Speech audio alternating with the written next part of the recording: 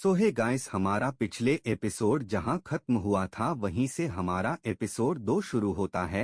हम लोग देखते हैं लिहान की पैलेस के अंदर इम्मोर्टल लड़की आती है। फिर बोलती है, आपका माता पिता को मरे हुए तो कई वर्ष बीत चुका है। आप ऐसे ही बैठे हुए उनके बारे में कब तक याद में बैठे रहोगे? वहां से उठो। फिर लिहान कहता है, तुम लोग क्या जानोगे डिमन गॉड सेक्ट वाले, जब हमारा माता पिता नहीं होता तो हमारे साथ क्या बीतता है? तुम लोग में तो भावना ही नहीं होते हैं, राक्षसों से तो भरा हुआ है आपका सेक्ट। लेकिन कोई नहीं। फिर इम्मोर्टल लड़ की बोलती है, कुछ भी बोले जा रहा है, क्या हमारी कोई भावना नहीं होती है?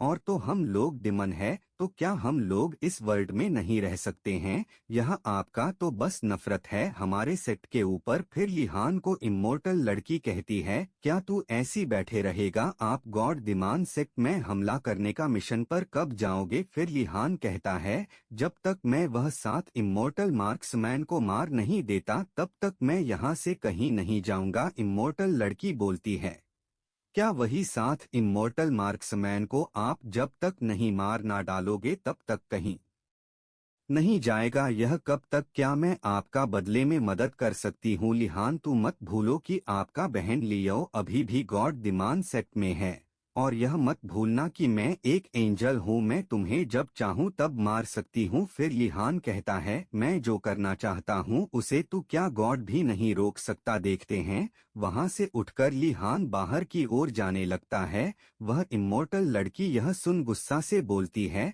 अब तू कहाँ जा रहा है? लिहान पॉलिस से बाहर आते ही वहां खड़े हुए एल्डर और सोल्जर सभी लोग आगे झुक जाते हैं। फिर एल्डर बोलते हैं, सेक्टर लीडर कृपया हमें आदेश दीजिए कि हमें क्या करना है। आगे लिहान कहता है, अब मछली को पकड़ने के समय आ गया है। मैं आदेश देता हूं कि अब से सेट की लीडर की पोजीशन को चेंज करने का समय आ गया है। मैं इस सेट से अब इम्मोर्टल कल्टीवेशन करने दूसरी वर्ल्ड में जाऊंगा। इस सुन एल्डर और सोल्जर एक झटका सी लगता है, लिहान के तरफ देखने लगते हैं। फिर वहां से सीन कट होता है। हम लोग को दिखाया जाता है एक बीस्ट सेक्ट को। दोस्तों, वहां बैठे हुए लोग एक एम्परर का बारे में बोल रहे होते हैं। यह तो इस सेक्ट का पहला एम्परर थे ना, यह तो सेक्ट को छोड़ के चले गए थे ना, यह टेम्पररी अचानक यहाँ आकर कौन सा प्रतियोगिता शुरू करवाने वाला है? वह बीस्ट की टैलेंट को दिखाने वाले हैं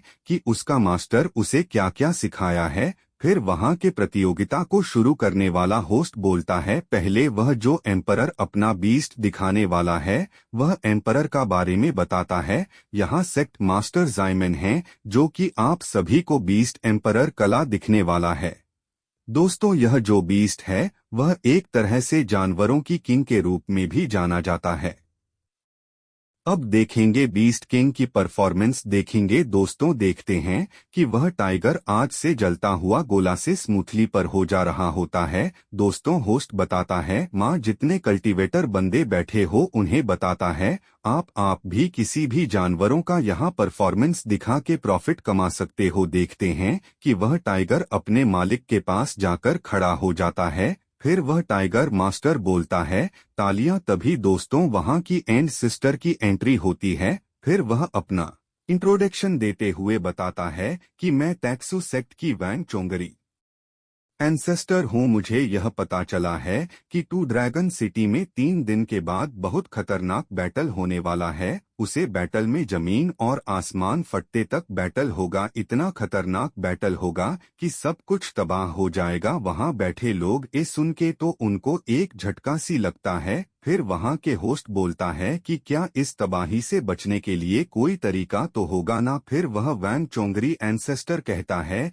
कि अब सब कुछ गॉड के हाथों में है। वहां के लोग अभी भी सच में पड़े होते हैं। दोस्तों, फिर देखते हैं कि वह बूढ़ाऊ वैंग चोंगरी अपने आप को एंसेस्टर बता रहा था। वह बढ़ाओ को वहां के गार्ड्स उठाकर ले जा रहे होते हैं। दोस्तों वह बढ़ाऊ तो सब कुछ फेंक रहा था, बोलता है वह मुझे कहाँ ले जा रहे हैं हे। फिर वह बढ़ाऊ वहाँ के होस्ट को गालियाँ देने लगता है। दोस्तों फिर से वहाँ से सीन कट होता है। देखते हैं लिहान को जो कि टी पीने के लिए इम्मोर्टल लड़की को देते हुए बोलता है कि पियो, अपना गुस्सा शांत करो। देखते हैं कि दोनों बातें करते करते टी पीने लगते हैं। दोस्तों वहाँ से फिर से सीन कट होता है पैलेस का। बाहर को देखते हैं, वहां एक बंदे की एंट्री होते ही वह बंदा सिटी का गेट पर अपना वेपन से एक खतरनाक अटैक करके दरवाजा को तोड़ते हुए बोलता है, ड्रैगन किंग अपने बिल से बाहर निकल, मैं तुझे खत्म करने के लिए आ गया हूँ। देखते हैं कि लिहान टेलीपोर्ट होकर उसे बंदे के पीछे जाकर उसे कंधे में हाथ रखते हुए वह बंदा कुछ समझ सोच पाता। लिहान एक जोरदार अपना कीक से अटैक कर फिर उसका पैर पड़कर जबरदस्त जमीन पर दे मारता है। देखते हैं वह बंदा का हालत खराब हो चुका होता है। जैसी ही उठने की कोशिश करता है तो वह बंदा उठ पाता उसके पहले लिहान अपना पर उसकी पीठ पर दे मारता है। फिर लिहान बोलता है, तुझे यहाँ किसने भेजा मुझे खत्म करने के लिए? वह बंदा फिर बोलता है, किंग आप मुझे नहीं, अंडरवर्ल्ड को जाकर पूछो। देखते हैं कि वह बंदा एक एनर्जी ब्लास्ट के साथ वहां से गायब होकर लिहान के आगे चला जाता है। फिर वह बांदा चारों ओर घूमते घूमते एक टर्नेडो के रूप में अटैक करने वाला होता है लिहान के ऊपर, लेकिन लिहान वहां से जंप करके दूर हटते हुए अपना तलवार निकालकर एक अटैक करके बांदा को दूर कर देता है अपने आप से। देखते हैं कि वह बंदा फिर से अपना दोनों वेपन से अटैक कर देता है। लिहान उसका अटैक को अपना तलवार से रोकने की कोशिश करता है। फिर लिहान गुस्से से अपना पावर बढ़कर बांदा को अपने आप से दूर कर देता है, लेकिन वह बंदा फिर से अपना दोनों वेपन से अटैक करने वाला होता है।